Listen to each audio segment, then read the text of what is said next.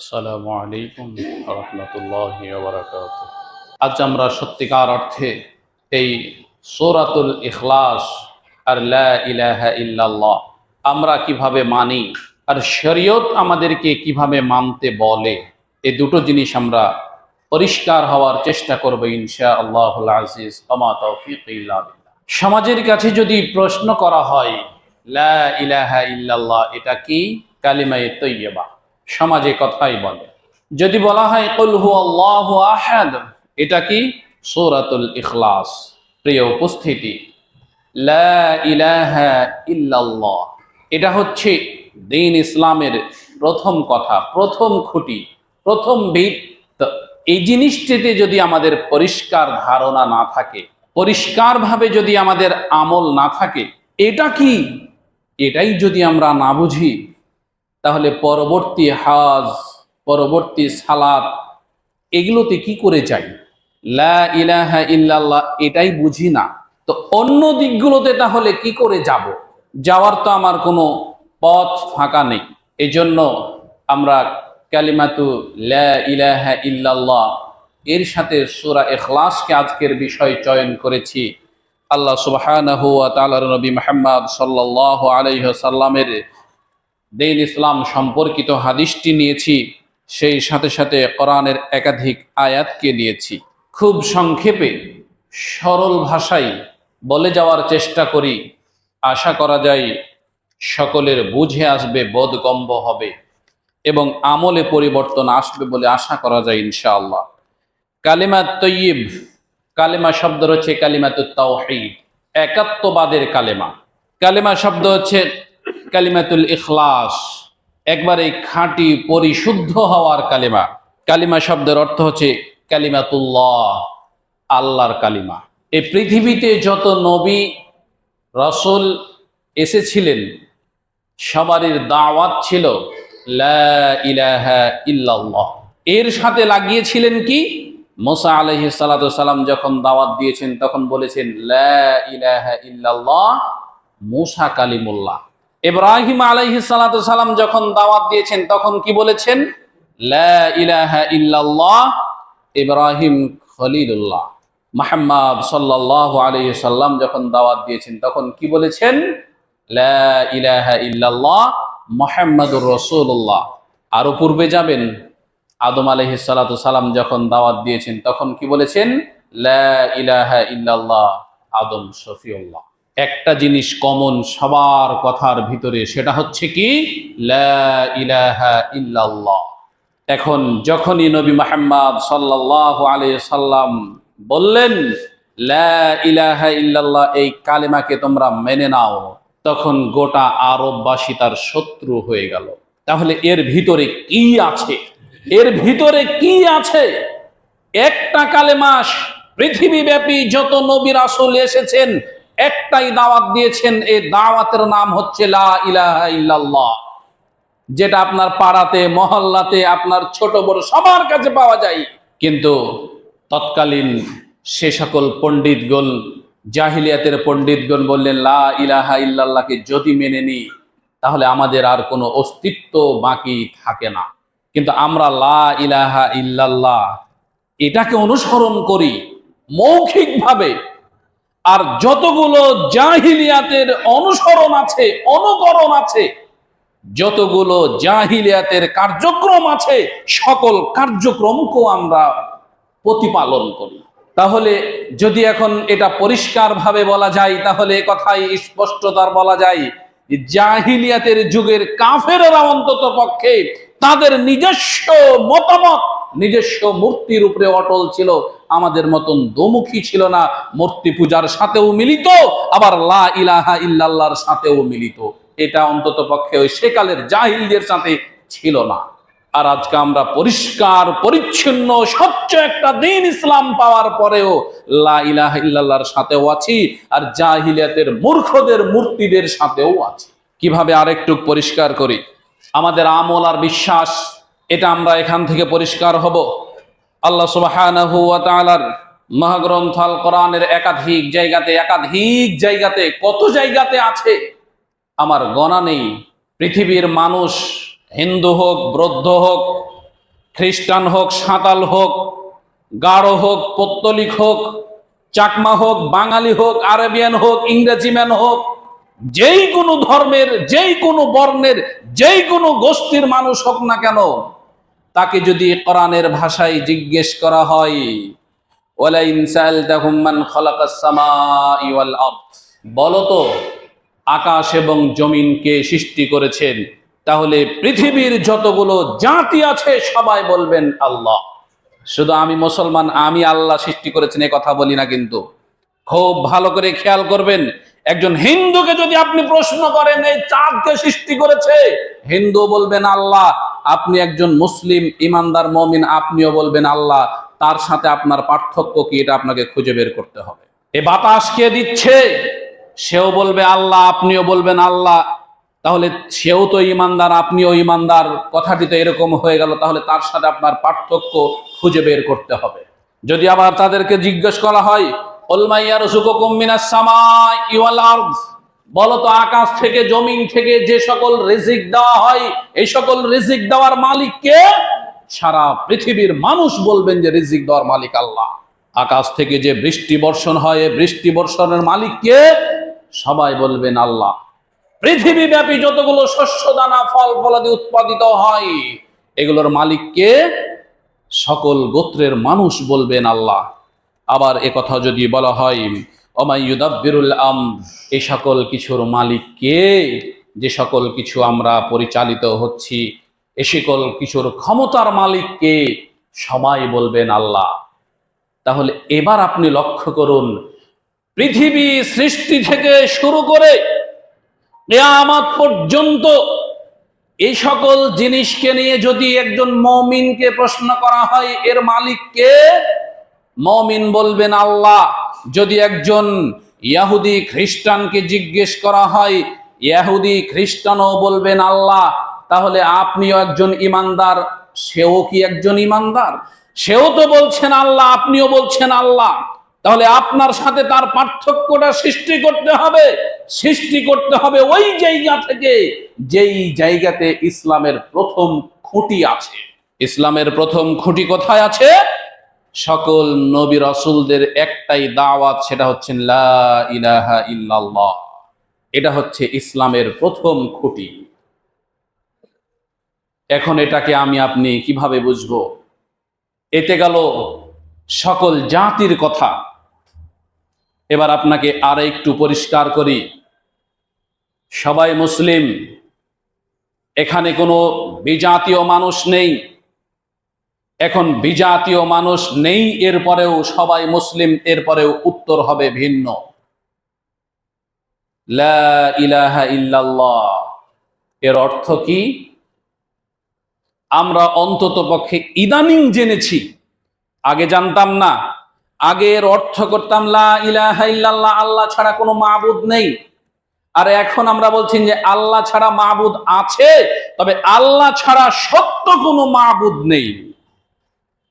আল্লাহ ছাড়া মানুষের বহু মাবুদ আছে, উপাসনালয় আছে, কিন্তু আল্লাহ ছাড়া সত্য কোনো মাবুদ নেই, হক কোনো মাবুদ নেই, ইবাদত পাওয়ার যোগ্য কোনো মাবুদ নেই। এখন আমরা এর অর্থ জানছি। আরো একটু আপনাকে গভীরে নিয়ে যাই। লা ইলাহা ইল্লাল্লাহ এর অর্থটা মূলত হচ্ছে লা মা'বুদা বিহাক্কিন ইল্লাল্লাহ। মানে কি? আল্লাহ ছাড়া সত্য কোনো মাবুদ নেই, এ কথা আমরা বলছি এখন। আগে এর অর্থ জানতাম না। তবে এখনো মুসলিমের ভিতর থেকে, মুসলমানদের ভিতর থেকে কি রয়েছে? শিয়ারা বলে কি লা হাকিমা ইল্লাল্লাহ, আর খারিজিরা বলে লা খিলাফাতা ইল্লাল্লাহ। এরা কিন্তু মুসলিম। আমরা এতক্ষণ ছিলাম হিন্দু মুসলিমের ভিতরে, বা খ্রিস্টান মুসলিমের ভিতরে, বা গারো মুসলিমের ভিতরে, বা পত্তলিক মুসলিমের ভিতরে। এখন যদি আমরা আমাদের ভিতর থেকে উত্তর দেওয়ার চেষ্টা করি, খোঁজার চেষ্টা করি যে বলুন তো লা ইলাহা ইল্লাল্লাহর অর্থ কি, তা আপনার এক ভাই বলছেন লা হাকিমা ইল্লাল্লাহ, আপনার আর এক ভাই বলছেন লা মা'বুদা বিহাক্কিন ইল্লাল্লাহ, আপনার আর এক ভাই বলছেন কি যে লা খিলাফাতা ইল্লাল্লাহ। তিনজনই মুসলিম। প্রকৃত অর্থ হচ্ছে এটাই, লা মা'বুদা ইল্লাল্লাহ, আল্লাহ ছাড়া, লা মা'বুদা বিহাক্কিন ইল্লাল্লাহ, আল্লাহ ছাড়া প্রকৃত হক কোনো মা'বুদ নেই, যেই মা'বুদের ইবাদত আমরা করি। মানুষের বহু মা'বুদ থাকতে পারে, মানুষের বহু উপাসনালয় থাকতে পারে, কিন্তু স্রষ্টা কিন্তু একজনই। প্রথমেই আমরা বলেছি, যদি স্রষ্টার কথা চিন্তা করেন তাহলে আপনিও যে উত্তর দিবেন, একজন বেধর্মী বেজাতীয় মানুষকে প্রশ্ন করেন সেও কিন্তু একই উত্তর দেবে। তাহলে আপনার আর তার পার্থক্য কোথায় হবে? আপনার এবং একজন মুমিন, একজন মুসলিমের পার্থক্য হবে লা ইলাহা ইল্লাল্লাহ, এই কালেমার মধ্যে। এই কালেমার মধ্যে তাহলে কি আছে? আল্লাহ সুবহানাহু ওয়া তাআলার আমলটা ওখানেই আমাদের বেঁধে যায়।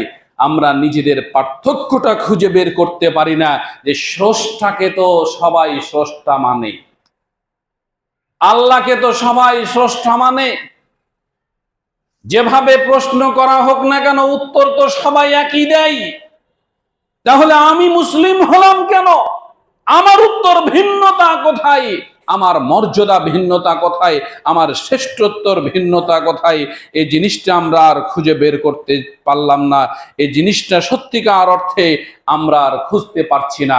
এই জিনিসটা খোঁজার জন্য আমাদেরকে এবার দ্বিতীয় বাক্যে যেতে হবে।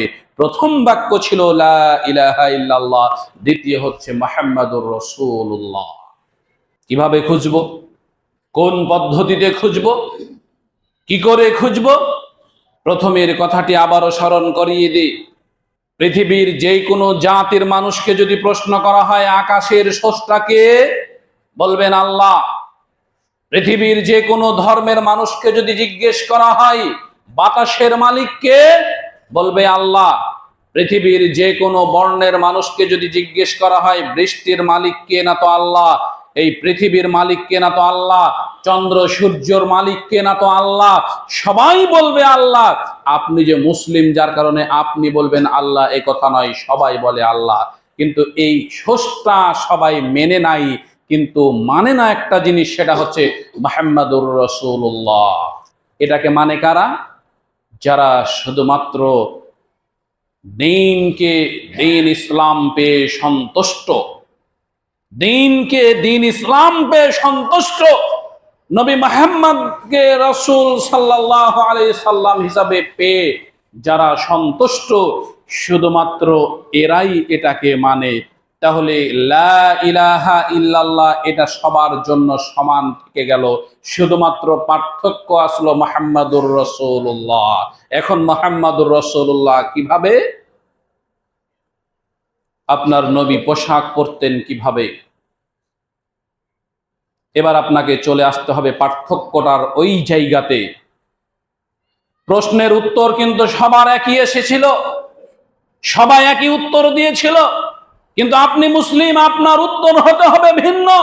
এই ভিন্ন উত্তর হওয়ার জন্য আপনার ঘুম থেকে শুরু করে ঘুম থেকে উঠা, আবার সকালে ঘুম থেকে উঠে রাত্রে আবার ঘুমাতে যাওয়া, এই যাবতীয় আপনার কার্যক্রম রয়েছে, যতগুলো কাজ রয়েছে, সকল কার্যক্রম, সকল কাজ শুধুমাত্র হবে আপনার মুহাম্মদ সাল্লাল্লাহু আলাইহি সাল্লামের নীতি অনুযায়ী।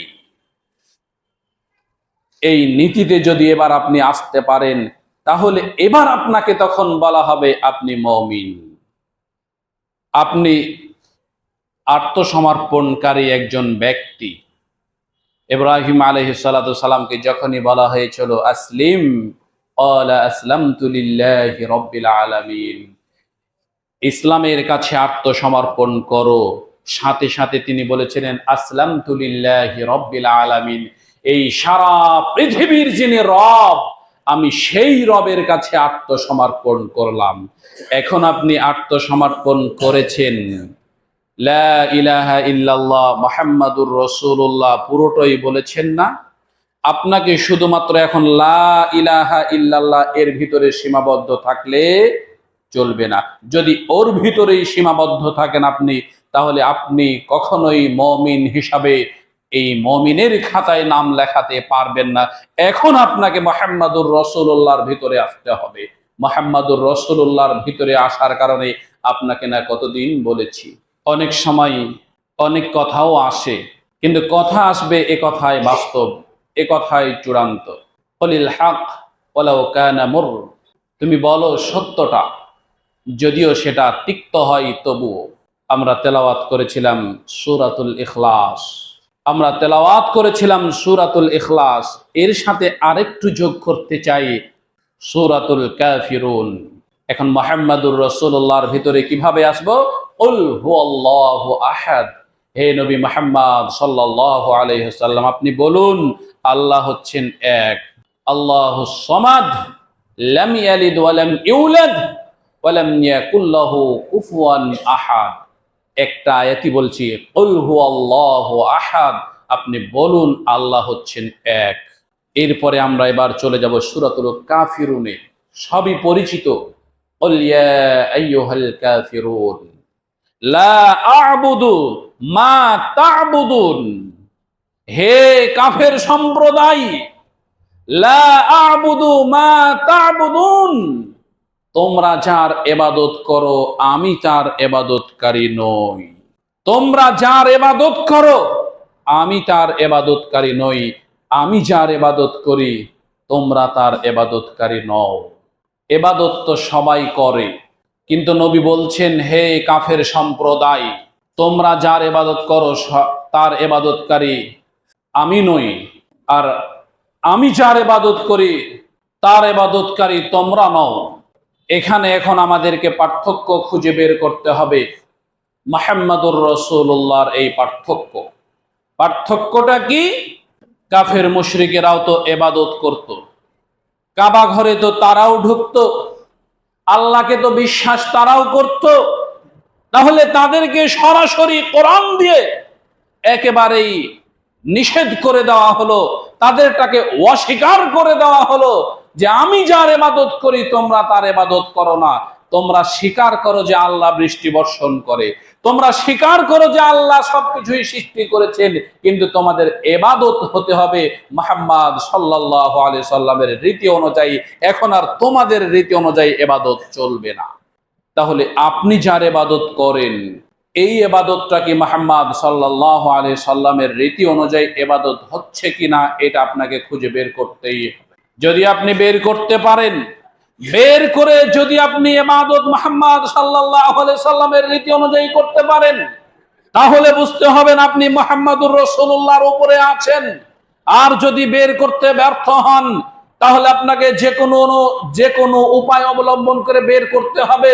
যদি ভুল থাকে ভুল সংশোধন করে নিয়ে আসতে হবে, ভুল সংশোধন করে নিয়ে এসে আপনাকে মুহাম্মাদুর রাসূলুল্লাহর উপরে অটল থাকতে হবে।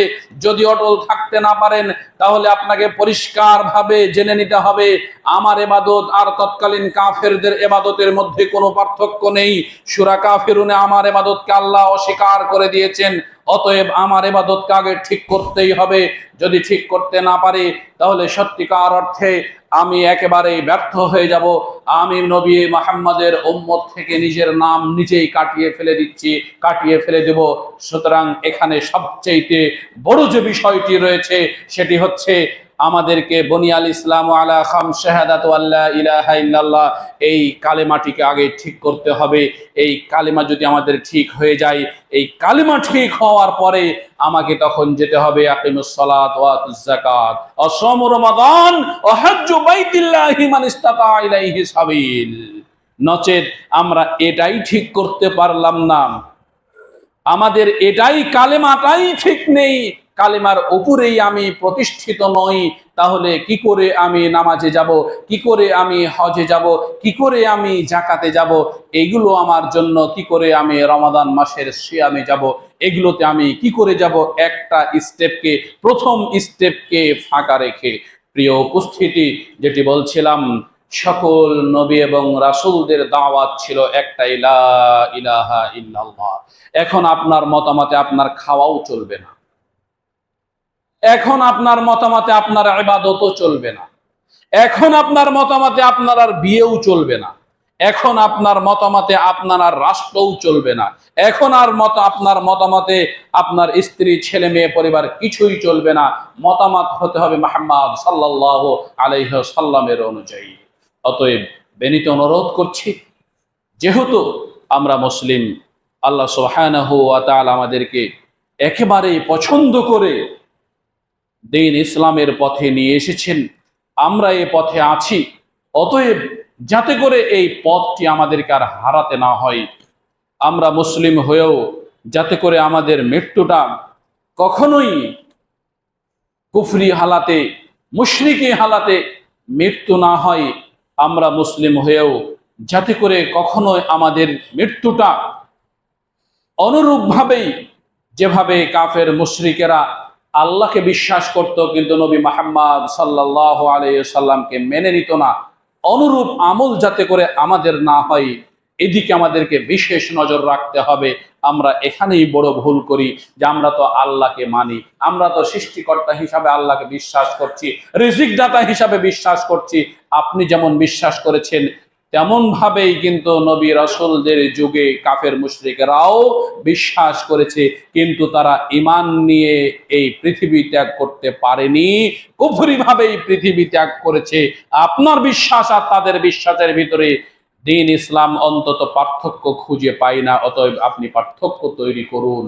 আল্লাহ সুবহানাহু ওয়া তাআলা রব্বুল ইজ্জাত তুমি আমাদের সবাইকে কুফরি মতবাদ থেকে বেরিয়ে আমাদের পরিপূর্ণ ঈমানি মতবাদ এবং ঈমানি বিশ্বাস নিয়ে মৃত্যুবরণ করার তৌফিক দান করো। আল্লাহুম্মা আমিন। সবাই বলি আল্লাহুম্মা সাল্লি আলা মুহাম্মাদিন ওয়া আলা আলি মুহাম্মাদ কামা সাল্লাইতা আলা ইব্রাহিম وعلى آل إبراهيم إنك حميد مجيد اللهم بارك على محمد وعلى آل محمد كما باركت على إبراهيم وعلى آل إبراهيم إنك حميد مجيد اللهم رب ارحمهما كما ربياني صغيرا اللهم آمين اللهم اهدنا الصراط المستقيم اللهم اهدنا الصراط المستقيم اللهم اهدنا الصراط المستقيم ربنا هب لنا من ازواجنا وذرياتنا قرة اعين واجعلنا للمتقين اماما اللهم امين রব্বুল আলামিন আমাদের উপস্থিত অনুপস্থিত সবাইকে তুমি ক্ষমা করে দাও আল্লাহ রব্বুল আলামিন যারা অসুস্থ তাদেরকে সুস্থতা দান করো